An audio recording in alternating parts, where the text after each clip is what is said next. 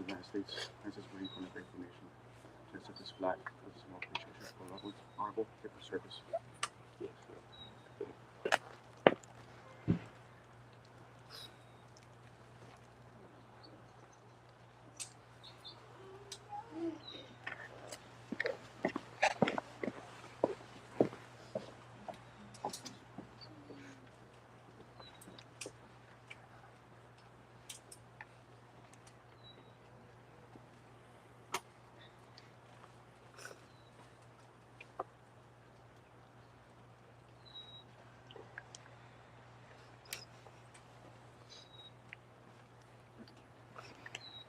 Now we'll take a moment.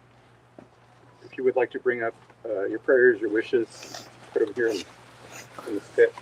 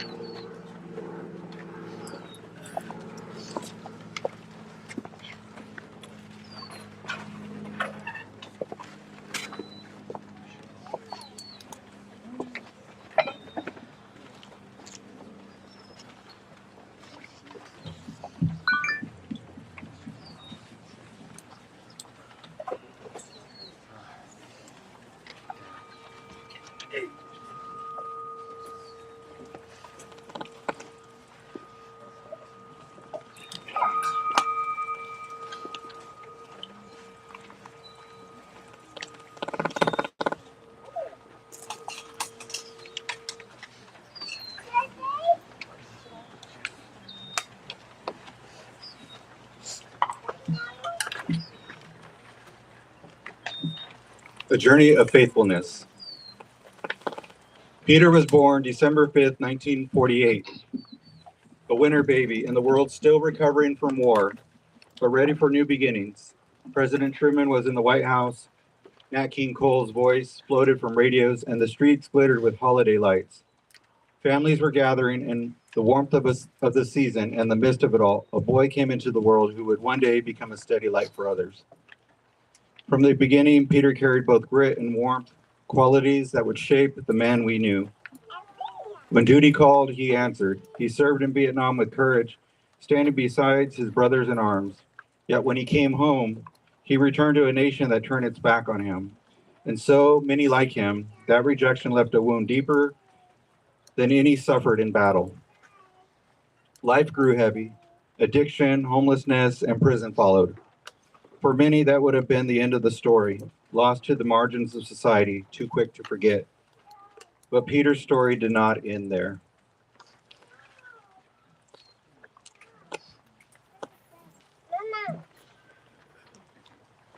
Our promise keeper. That was Peter. I just had to say that because he was a real promise keeper and a very generous man, not only with material or money, but generous with love that he gave a lot of. Turning point and redemption. One day, sitting in prison, when hope seemed like a distant memory, a phone was placed in his hand. On the other end was a voice, and with it, a lifeline. That call was the first crack of light breaking through years of darkness. It reminded Peter that his past did not have to define his future. That light led him to Amity, and there Peter found more than shelter. He found his long-awaited welcome home at Amity. He was not seen for what he had been, but for what he could become. From that day forward, Peter lived not for himself, but for others. He became the one who would show up when no one else did. His car ready, his door open, and his arms wide. He walked into camps and alleys, not to judge, but to bring people to safety. He carried the same grit he once needed for survival and turned it into compassion for others fighting their own battles. To the children at Amity, he was both strong and kind, a living example that brokenness does not disqualify you from love, and that redemption is real. Yes, Peter's voice could rise when someone strayed, but it was never to tear down. It was to call people back to the potential he saw in them. His love was tough, but it was true, and it always ended with forgiveness and connection.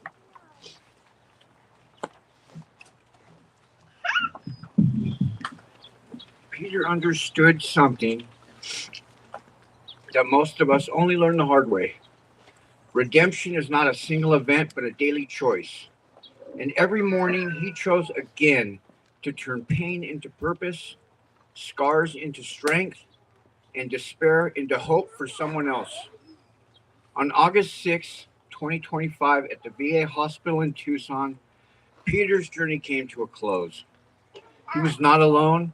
He was surrounded by friends who had become family, wrapped in a love he had spent his life giving away. That same day, across the world, peace bells rang in Hiroshima on the 80th anniversary of the atomic bombing, as a reminder that even from the deepest wounds, healing is possible.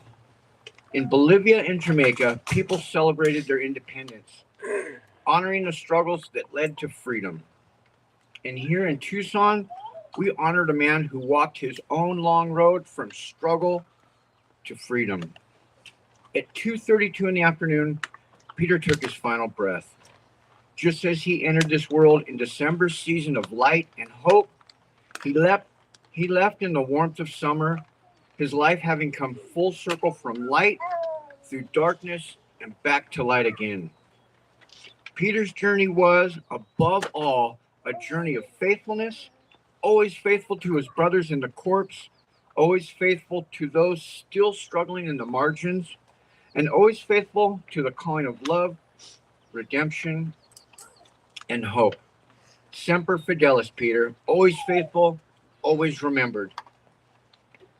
And now to carry this forward, we're going to hear from 11 voices. Friends, family, and brothers and sisters from Amity, each sharing how Peter touched their lives. And we're going to begin with his son, Chris.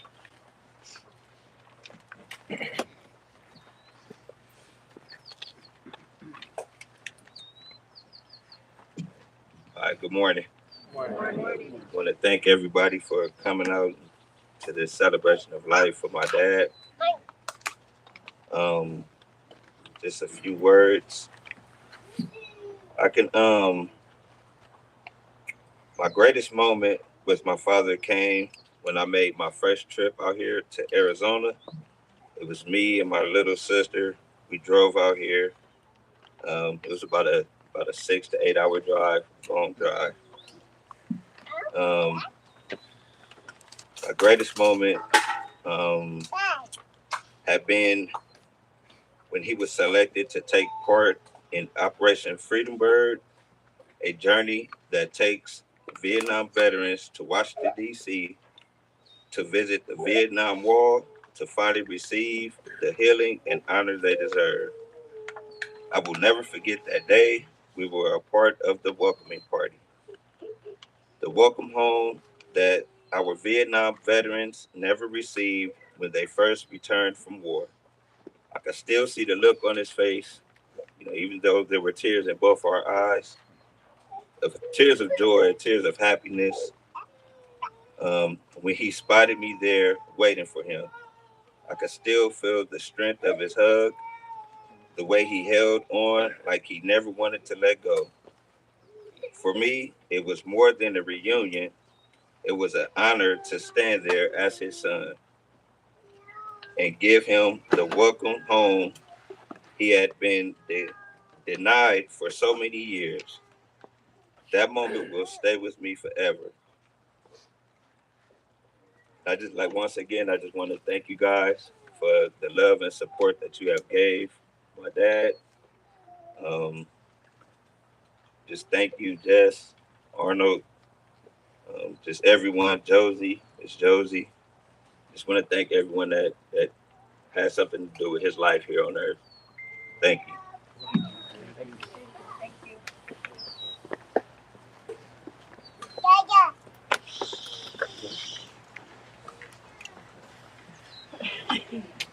Good afternoon, community. My name's Monique. Peter was not only a friend, not only a brother, but he was also a mentor to everybody. And one of the greatest things about Peter is he taught the important sides of just the dirt. He taught how important it was and how it needed to be safekeeping. There's a lot of things that Peter not only he's the godfather of my daughter, and then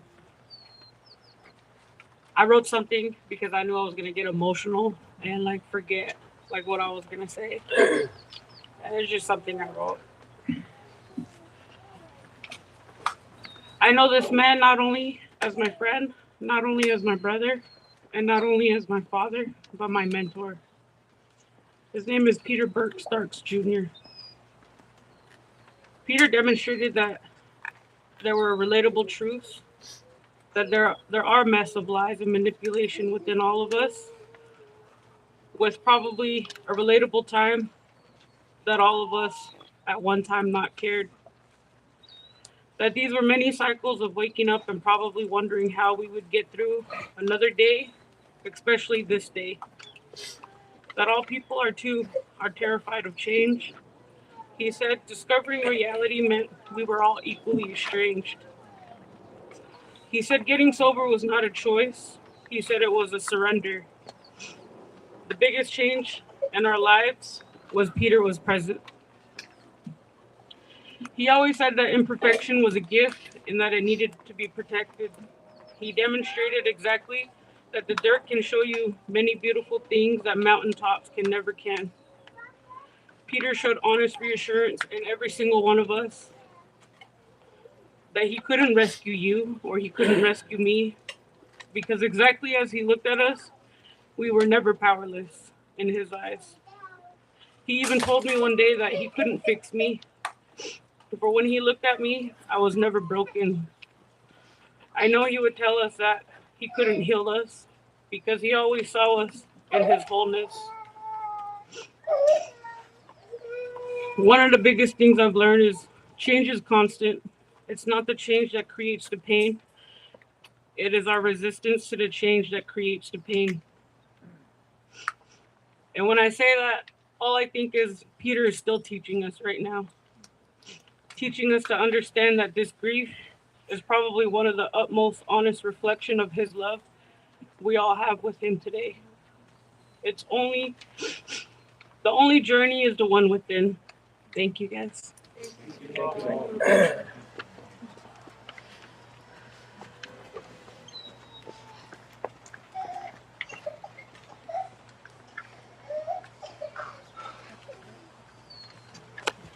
Hey, good morning, everybody. Good morning, Arnold.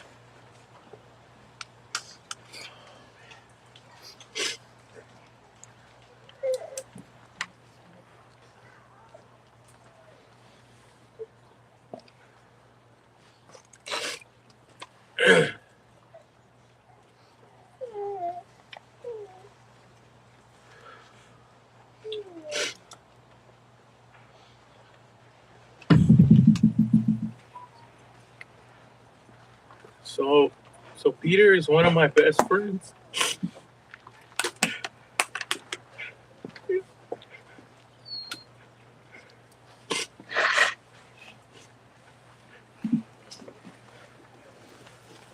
Our friendship started in the hub at Amity Foundation.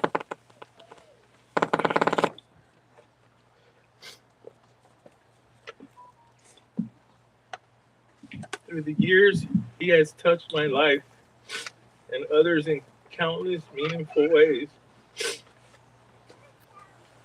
leaving behind memories that will stay with me forever. His compassion, kindness, warmth, and presence were like no other. It helped me to a new way of living. Through his laughter and shiny eyes, I would feel the words of encouragement. The way he would listen to me, I would always feel his genuine heart. Peter's influence shaped not only who I am, but also many others.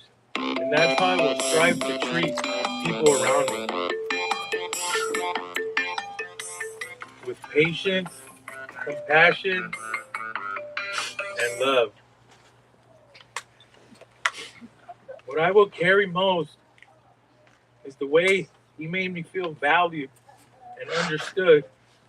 Peter will always remind me that even the smallest gestures of love can have a lasting impact, and that living with gratitude and humility makes life richer.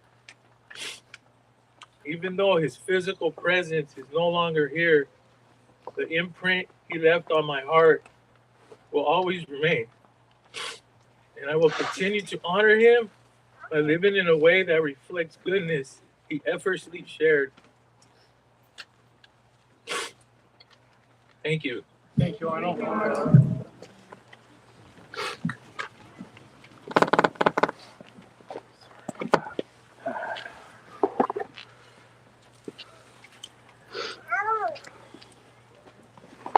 right. Morning, everybody. Morning. Wow. Mm. So Peter is Mike, Danny. was a really oh you guys got it right for my size. Thank you guys. You guys Peter was a really big he influenced us a lot, he protected us a lot. Um, he definitely fought for us a lot, you know. I wrote a few things because I tend to forget what I wanted to say. So Pete and I met in early 2011 as I had transitioned out of prison and returned to our Amistad campus. As I met Peter, I instantly realized he was a huge protector of the community.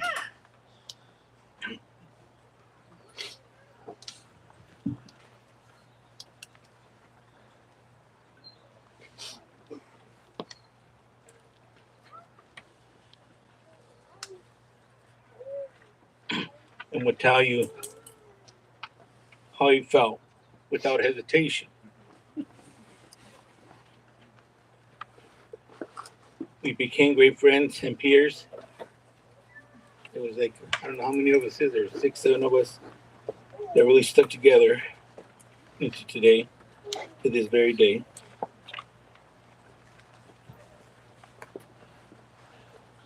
We became great friends and peers. We took care of each other emotionally. I will tell you this, we had our fair shares in groups, yelled, cried, laughed.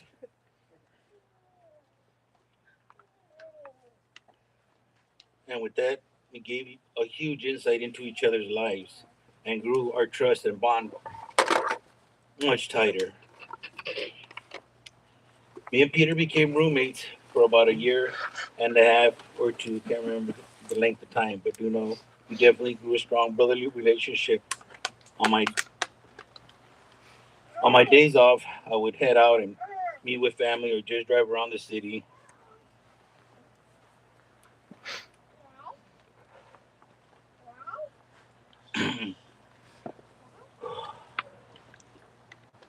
And Peter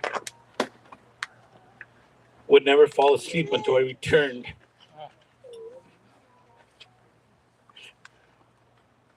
That's a God honest truth.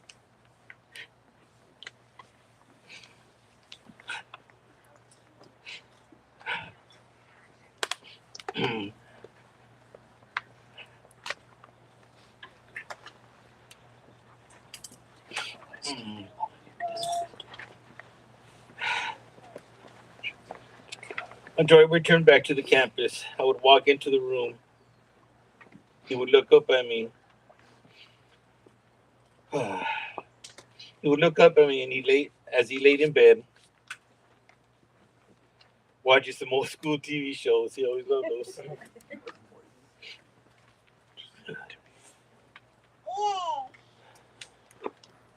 And asked if I was okay, how my evening was. Then roll over in bed, tell me good night, and glad I was home. Folks, our home was a small room where we had a bunk bed, a dresser with an old TV in our closet. But it was home to us, and we were beyond grateful to be in that exact space. We always talked about the gratitude we had for exactly where we were at. Peter was a very special human being, friend, and soldier. He spread his love and protected all and everyone he cared about. He always assured that the children were taken care of and built strong relationships with all who held him close. Peter would give his last penny to those who had nothing, as he never forgot his past and where was at. I remember heading out to Skid Row in downtown LA with Peter and him sharing with me the exact very same spot he lived and how he would survive. I often wondered during my addiction days and scoring dope had I ever walked past by him.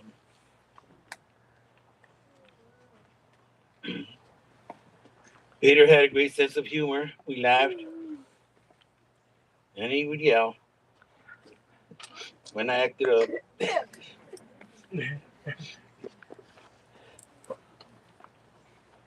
but he loved us unconditionally.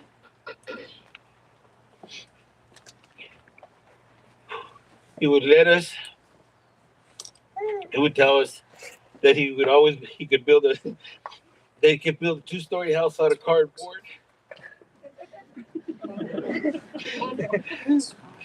A condo, yeah. My 2 girls loved Peter. They knew every time he was around, they were protected, loved, and nourished. He at times spent the night at my house. The girls assured that he was taken care of. They would sit with him and snuggle under his arms, which would get Peter emotional. He would look at me. He would look up on me and say, "Thank you."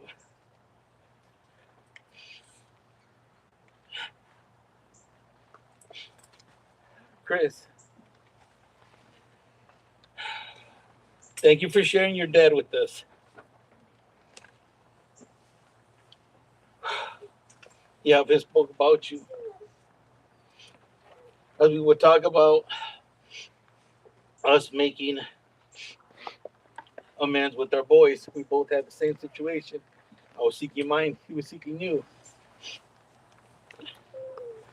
We both only have one son and often would reminisce about connecting with our boys and the feeling we would feel and share. You meant the world to him. And oh boy, as soon as you were blessed with babies, he was definitely blessed.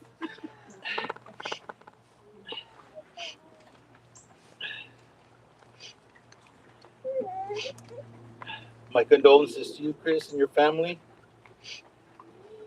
Please know that your dad loved you unconditionally. May the good Lord bless you, your family, and always keep you all in his protective hands. To all, remember how Peter illuminated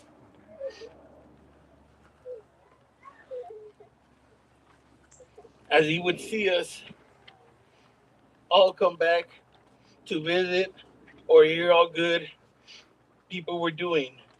And also how he would worry when he knew things were not going well. His love was unconditional. It was unconditional. But it was always strong. We love you, Pete. Thank you.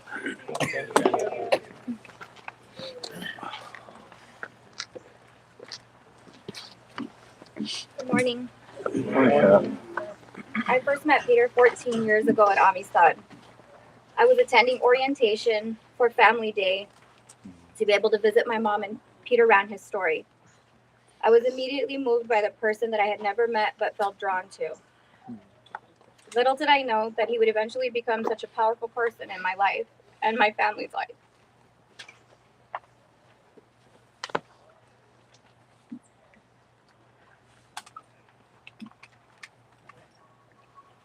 When Peter moved to Tucson and began working here, I slowly got to know him and became less afraid of him and saw his heart, compassion, and love for everyone.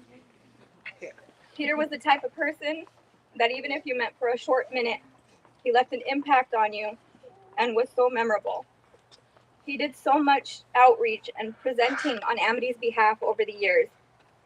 And even people he met years ago still ask for him and want him to come back and speak. Peter always showed up for everyone's birthday parties, dinners, my family's included. My son has always had this love and interest for the military. When he met Peter, he saw his hat and he said, "Mom, is he a vet?" I said, "Yes."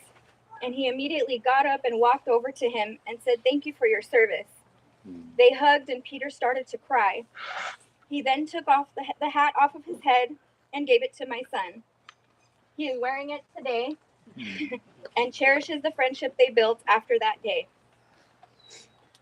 Over this last year, having to watch Peter slow down has been very difficult to do. Anyone that knows him knows that his age has never been a factor in his day-to-day life. He was awake before the sun came up every day, made sure that there were newspapers available for all of our students to read 7 days a week, even up until the day before he went into ICU.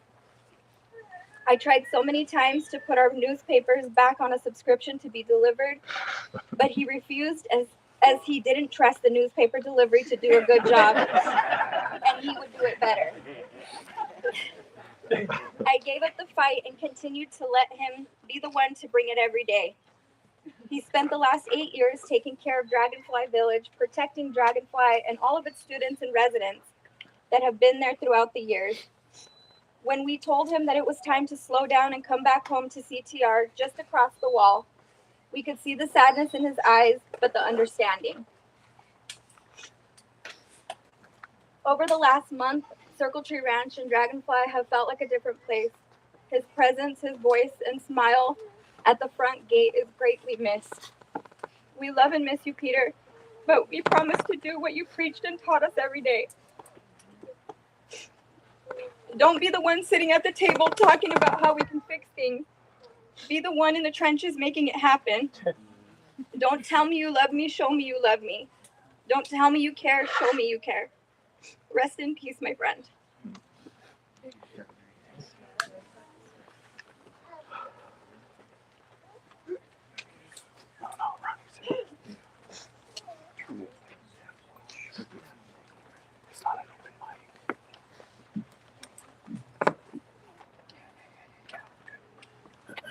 Good morning, everyone. I'm Julian Ortiz, and I used to work here at Amity with Peter and a few of these other friendly faces. I first met Peter, and can you all hear me? Yeah. Turn it up a little bit. I first met Peter in 2015, and I was still kind of fresh out of the service myself. And he was loud and demanding, and I really, that's what I was used to. So he was like home to me, you know. So me and him gravitated to each other quickly, and I didn't realize right away that he was a veteran. But after I found out, I could see it in his demeanor. One of the most things that he's done for me is when I first got here, he made this a safe place for me. I come to help people, and the people that I came to help me because he taught me how to open up. He taught me how to share. He taught me how to let my guard down, because everyone has struggles that we all have to get through. And I've healed from things from years before my military service that I didn't know I could, or I didn't even know that were bothering me. So, see, he helped me. One of the greatest experiences I had with him is right here. I was tasked with doing because I was a veteran, the Veterans Day ceremony. And part of the Veterans Day ceremony, I got to know Peter a little more, and I knew he was a Vietnam vet, and I knew they didn't really get a really good welcome home. So I wanted to honor him, and I asked him if I could borrow his DD-214. If any of you know what his DD-214 is, it's that paper that you get when you release from the service. It shows what type of service you had, where you're from, Social Security, all the awards you won, all kinds of stuff. And I said, you just mark off your personal information. He goes, no, brother, I trust you. And that's the way he was, and that's the relationship we had, you know. So I took it, I made a copy of it, I crossed everything out on my copy, and I gave his paper back. And I was able to have a really nice Veterans Day ceremony, and we ended it with welcoming Peter back home again. He was so very touched. If you, Mr. Starks, get a shadow box with this Marine Corps, I'm the one that made that for him. So hopefully you'll get that. He was a very generous man, generous with his time. He worked a morning shift, and Amity had a softball game. In the evening, he was here to drive. And if they didn't have enough players out there, He was out there. And he was tirelessly working all the time. He didn't have a clock that he punched in and punched out. He worked all the time. And I love that because I was a former drill instructor, so I said, oh man, that's my kind of man right there, But in many ways,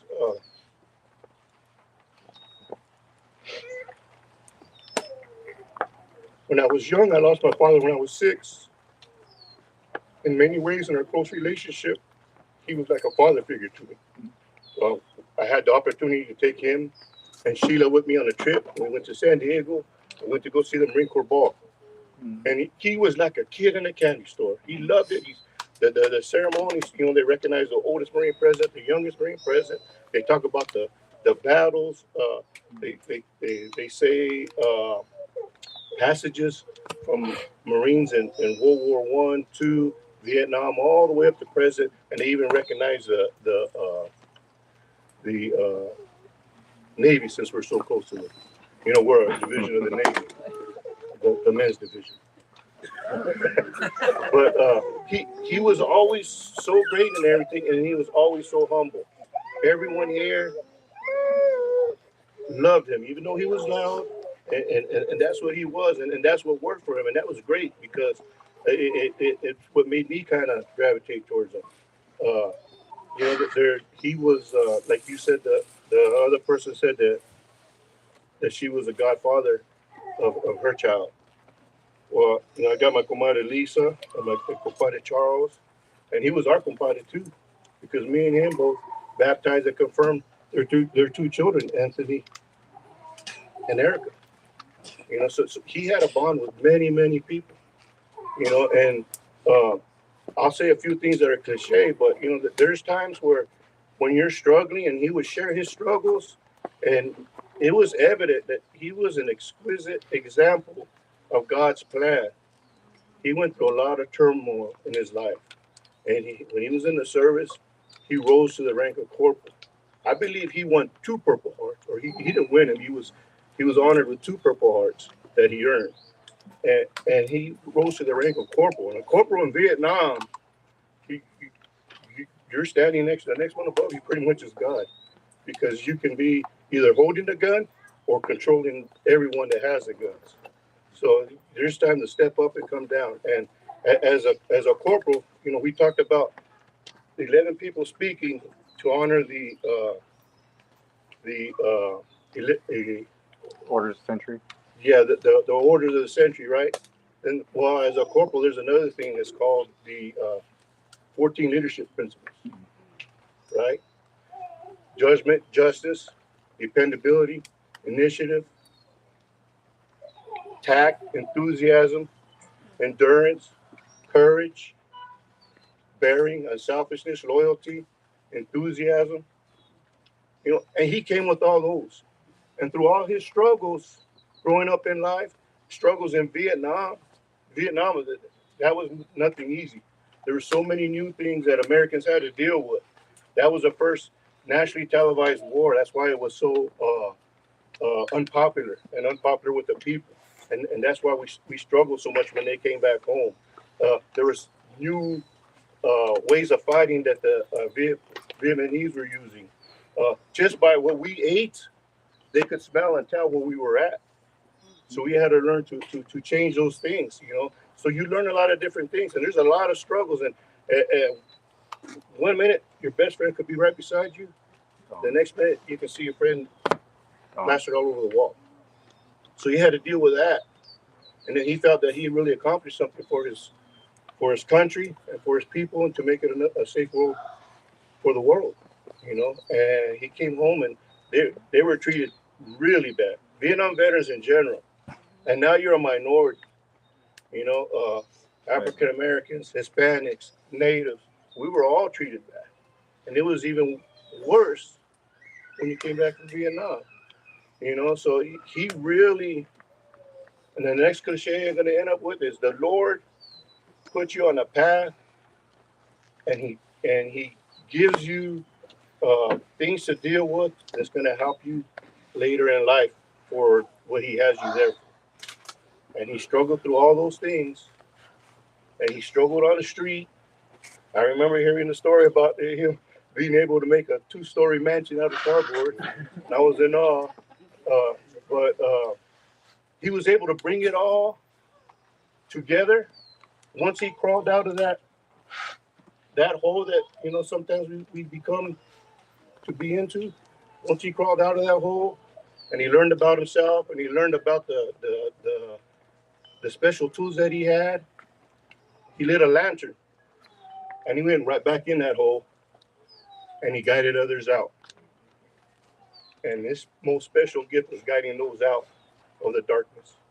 And it took him a long life of struggling to learn those traits, those special skills, to be able to do that. And for that, I honor Peter, and I appreciate him, and I will always look at him in awe. Thank you so much. Thank you.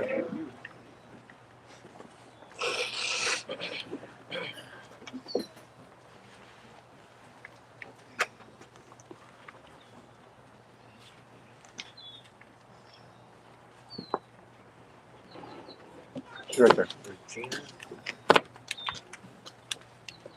I'm a little slow in the morning.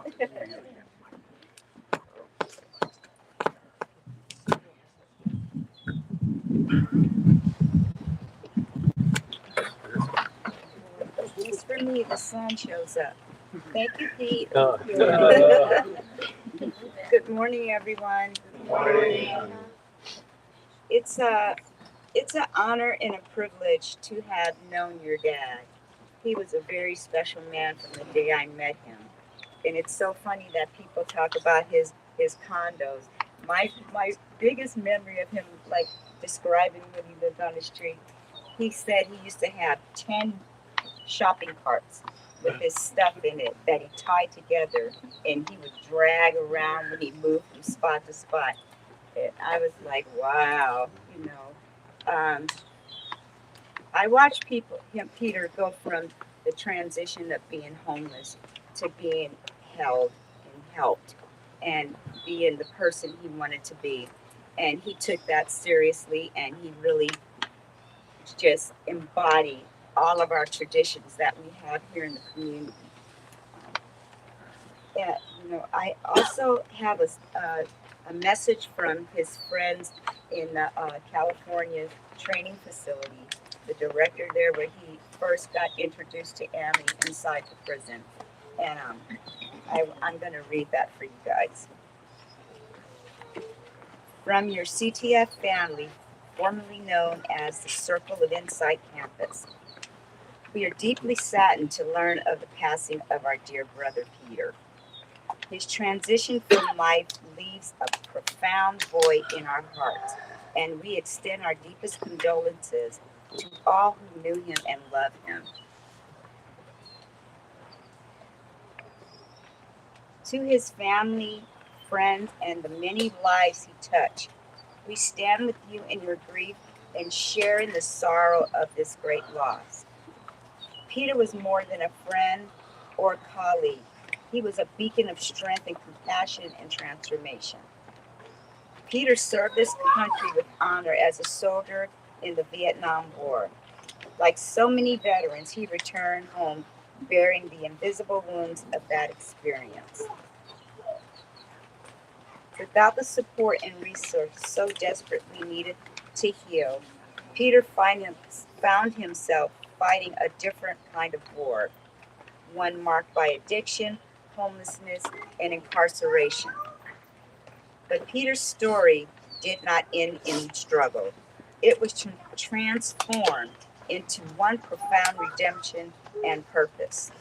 With the support of the Team Amity and through his own courage and determination, Peter made a remarkable paradigm shift.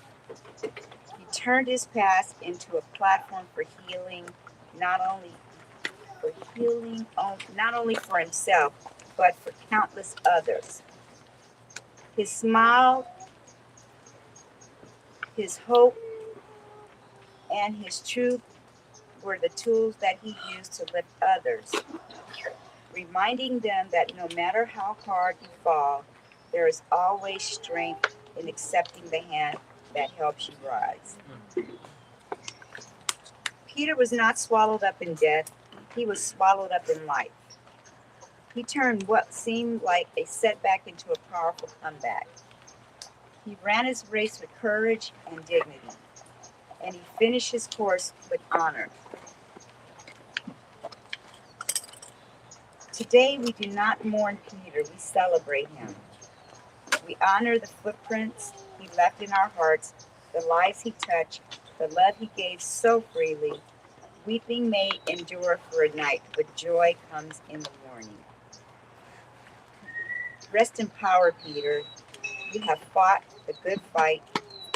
Your CTF family salutes you with gratitude, love, and eternal respect. And I am proud to have witnessed him go from number to name to dignity. Thank you. Loving him and spanking him at the same time. You always say that. You always said that one. Good morning. It's the little one that I was afraid of. Here I am with Maureen, you know? Can you guys hear me? Yeah. All right, good morning, everybody. Good morning. I first met Peter in 2011 in April when I came to Amistad, and he did my interview, him and Jesse, and I did not want to be there. I was court ordered, but I did not want to be there. And I'm glad that he did my interview because he did share his story with me. And you know, I came in with nothing besides some sandals and some ripped up shorts. And you know, after our interview, he went down the street and got me my first week of outfits. You know what I mean? I came in with nothing and got me my first week. You know, Peter was a really loyal guy, an honor guy, an honest guy. You know, and there was time when I came to Amity and even Regina, when my friends, that I almost left a few times, you know. And I remember they were like surrounding every exit. Like, where are you going? You know what I mean? I didn't have nowhere to go, but I was going somewhere apparently. Right? But like, I just remember Peter that he gave me a home.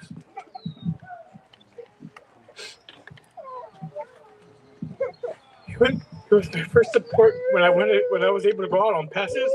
He was on every support with me, you know. And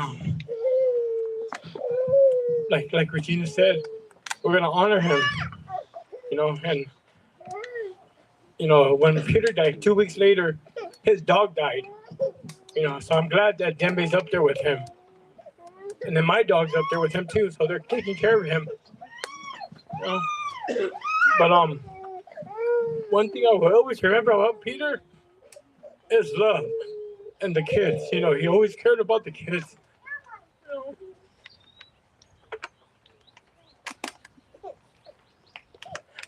And Chris, your dad was one of the amazing men I ever met. You know, he was one of the honest guys I ever met, and one of the lovingest, heart-filling guy I ever met. You know, and I'm grateful that you got to share him with us. And we will never forgive him here. We will never forget him here. You know, thank you, Peter.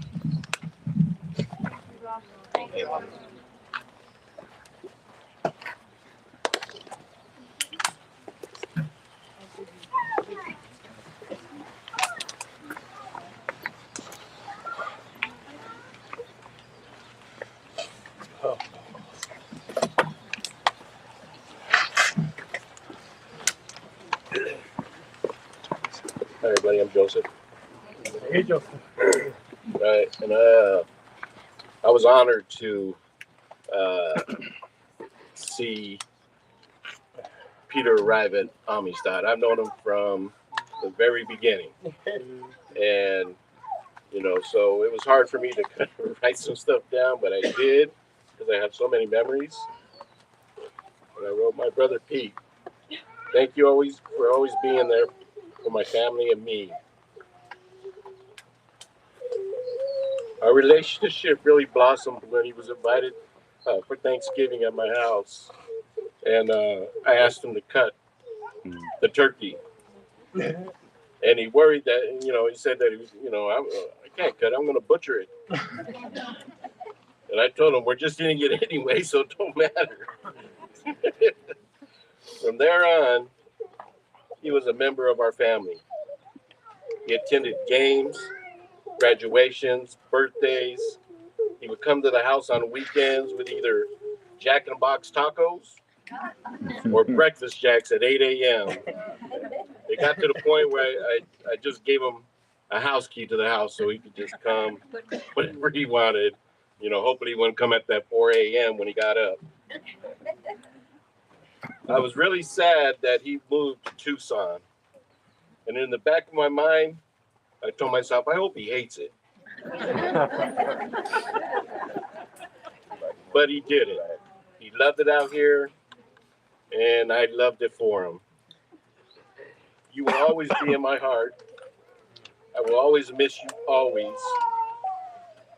And will forever appreciate you for allowing me to be a part of your life. Peter had impact on all of my family. So they also wrote a couple notes. Pete, my brother and friend, the words thank you don't seem to be enough. We were blessed to have you in our lives. You showed up to every football game, band performance, birthday party, school graduation, and weekend trips with the kids. Uncle Pete showed up. I will always cherish the time spent together, whether at the beach, the house, at the ranch, or exploring Tombstone and Bisbee. We had such a blast that day. I am forever grateful to have known you and honored to call you not only friend, but my family of choice. Thank you for loving my family. Thank you for your friendship. And above all, thank you for your service. Love always, Lorraine. My Uncle Pete was a kind soul with a great smile and even greater sense of humor. I'll never forget the many laughs we shared, his unlimited support at my football games, or that one time we had the honor of him cutting the turkey at Thanksgiving. Uncle Peter was and always will be loved and respected by me and my siblings. May his spirit continue to live through all of us and his memory last forever for all those he blessed with his presence. Love, Gabriel. Uncle Pete, thank you for always showing up, whether it was 9 a.m. to take us kids to Amoeba's Records in Hollywood to explore school graduations or holidays. You showed us what the word family means. You will always hold a special place in my heart, Uncle Pete. Love, Jasmine.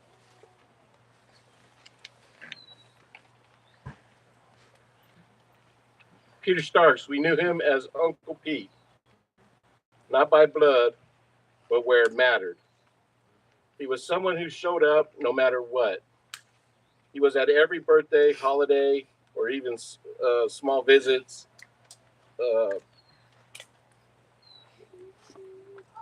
He used to take us on outings like Amoeba Music, Grand Central Market, beaches, or our favorite, the 99-cent store. where $20 always went a long way. We will forever be grateful for our parents. Grateful our parents brought him into our lives, and we will miss him beyond measures. Love you, Uncle Pete. Love Monique and Joshua.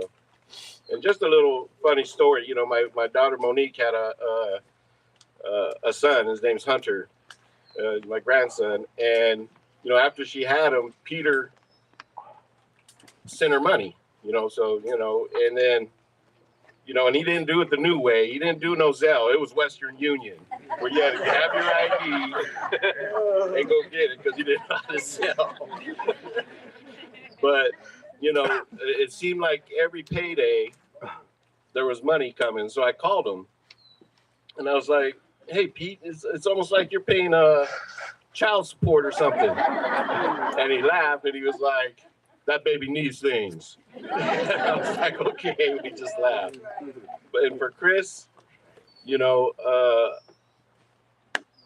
he loved you very much. You know, I can remember, you know, for those that seen him arrive at Amistad, he had some crazy hair, and he would not let anybody cut it. When he reunited with his son, you know, I was there.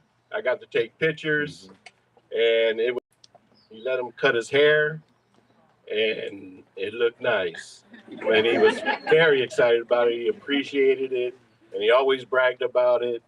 I love you, Pete. Thanks. Thank you.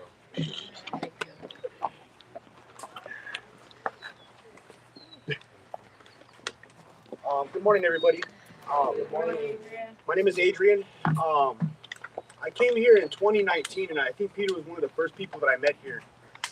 We instantly clicked because we're both from California. We've both been through the prison system, homelessness on the streets, pretty much all the same thing, you know. Now, I came out here estranged from my family, hadn't talked to my family in years. You know, I couldn't even get a hold of them if I wanted to. I wouldn't know how.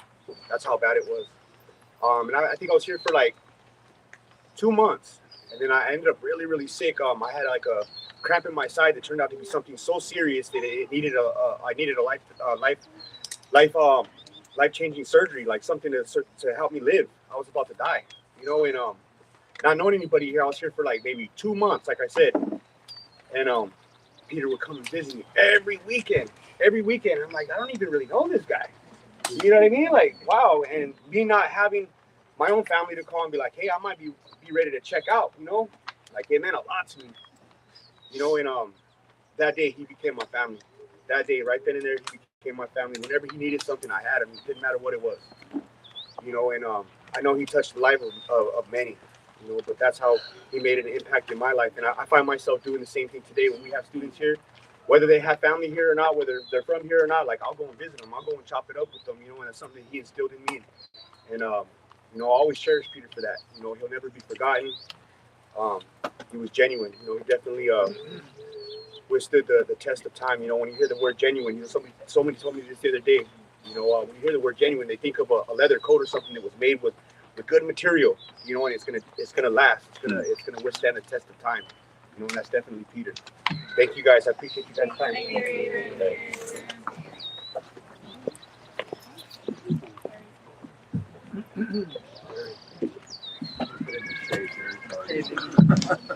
Here comes Smalls. All right. Thank you, sir. Greetings. I just want to welcome your family. You know, one of Peter's biggest dreams, your father's biggest dreams, was to have all of you here. And I think one of the hardest things that he had to do was miss Soleil's birthday, you know, and he was determined to go. We had a big old argument about it, but, you know, Creator won. You know, Creator knew where they needed to be, and a whole lot of people here wanted to make sure that you all knew that we loved you and how much he loved you. And Monique and Stella, you know, came anyway, you know, with everything. And I hope she had a beautiful birthday. You know, seeing that picture of him holding her in his hand, incredible. Mm.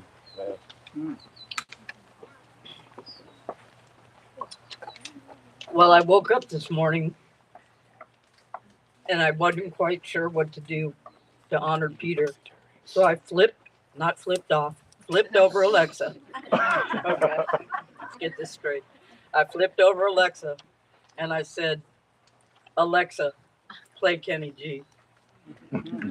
Then I did something, the phone rang, and there went Kenny G. All right. And I said, play Aretha Franklin. And Aretha Franklin played. And I said, play Smokey Robinson. So when I think of Peter, I think of a lot of P words.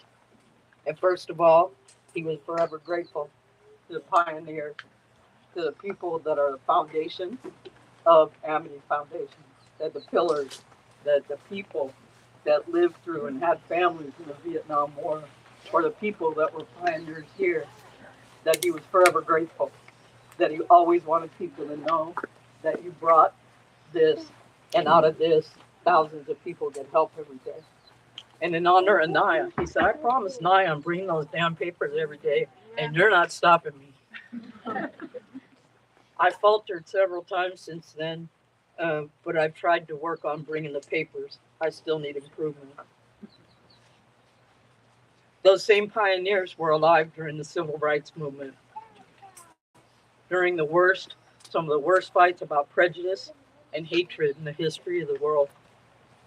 Peter was faced with that prejudice and chose and learned that power came from the heart. He became angry. He appreciated. There's people here that still protest outside the VA on Fridays. Okay. Having protests and resisting hatred and promoting kindness is really what Peter was about. And I hope this is contagious in each and every person that knew Peter. So I thank everyone whose family served in the military in honor of your father, in honor of everyone. He loved more than anything the men in his platoon, or in his, I think that's the right word, I'm not sure. He said he lost and learned a kind of community that was never explicable. He couldn't explain it. He said they were people that I might have hated before I had to be in combat with them. And Peter's Purple Heart, that's the next piece. At 17 years old, he checked himself into the United States Marine Corps. In the Marine Corps, he was actually wounded twice. And in one of the worst attacks, Peter scaled an entire tower. And there was a young man up there in trouble. Peter carried him to the bottom of the tower, and then the tower was hit within 3 minutes, and it was flattened. Peter realized that PTSD was actually something he was suffering from very much. He was angry, and most of all, he was hurt for the treatment that he received as a Vietnam veteran and the lack of being welcome home. He always felt welcome. He always felt welcome here. Violence. Peter fought violence by teaching alternatives to violence here at Amity. He was a protector. One of his most powerful roles was a protector. One of the reasons he went to the Marine Corps, he told me he wanted to either be the baddest blank guy that could come home and beat the blank out of guys that had been beating up his mother. And that's why he said he went to the Marine Corps. If you even thought for a minute that one of these children were in danger or harm's way, you would get told to shut your mouth if you used a bad word every time. He was in the hospital. He said, you better get Rivers presents. You know, he was harassing Ralph about where the birthday card was. The next piece.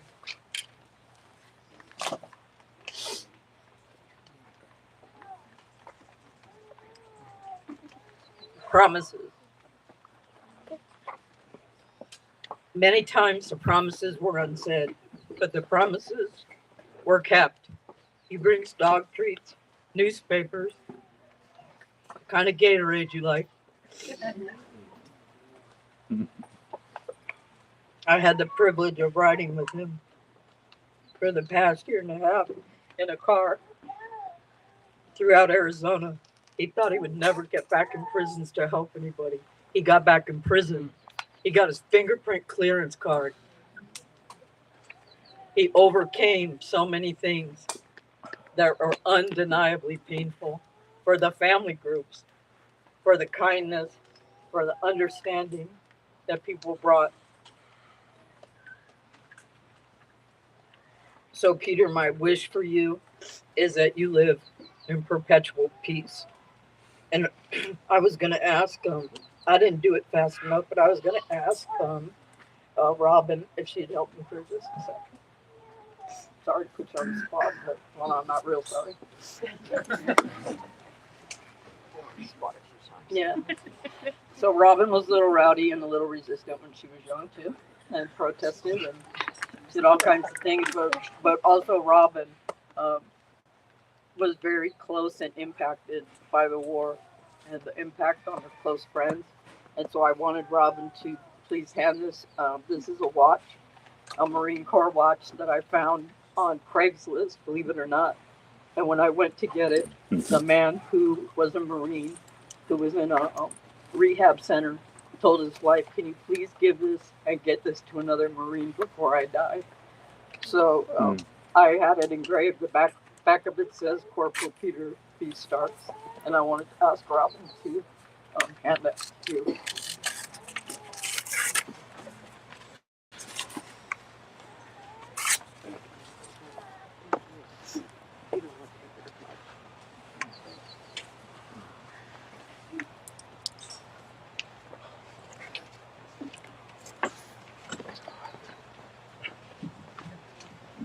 Okay, so I want to say thank you to the speakers. Your 11 voices together showed us the many sides of Peter. So for our closing and final reflection, I now invite Mark up here. Salute.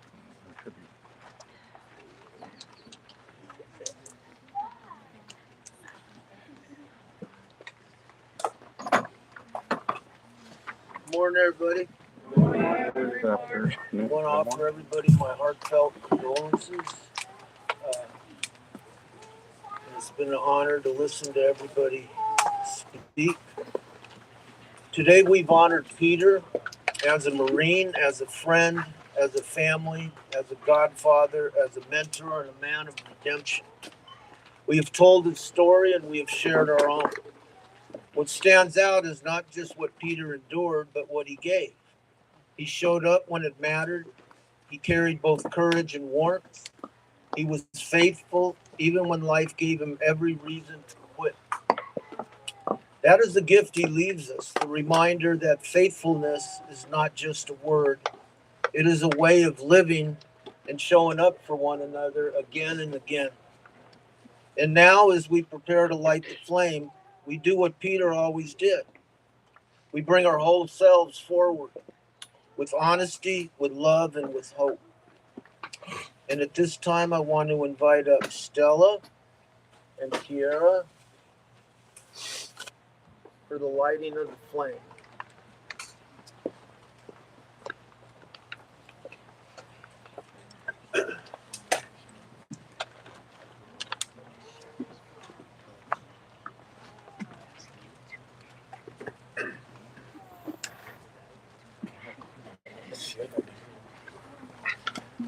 Okay, well, earlier we each wrote a wish, a message, or a prayer for Peter. Now, as we bring the service to its close, we commit those words to the fire. In many traditions, fire transforms and smoke carries. As this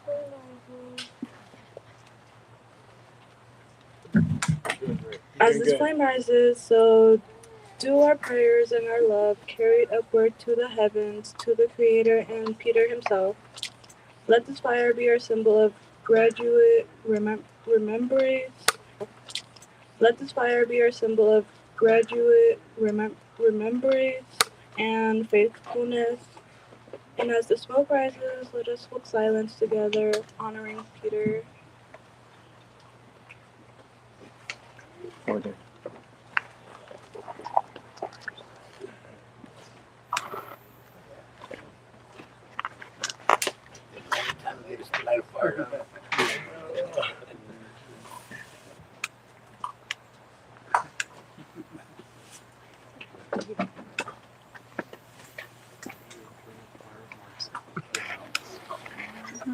You have no idea.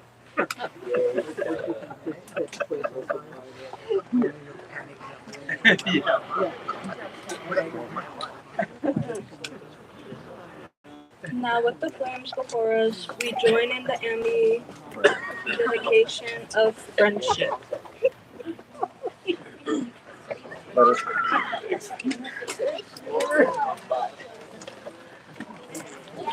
Let's circle up.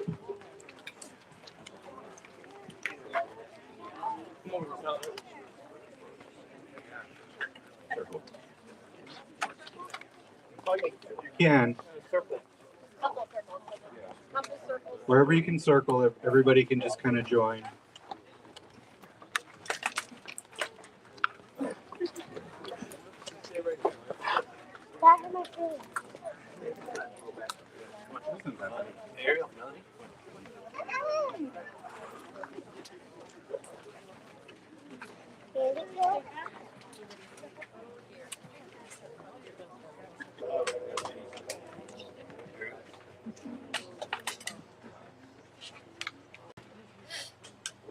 Let us say a prayer for those who we love. Let the same and simple life turn towards life. Let us celebrate these gifts not only for ourselves, but for the memory of those who no longer enjoy them. Let us move forward into our tomorrows. Let us give to the living who are in need. Please grant that we find courage and soul, that we develop the patience to understand, that we nurture the strength to love, and that we have the means to forgive each other and ourselves, and that we learn to live in this world in peace.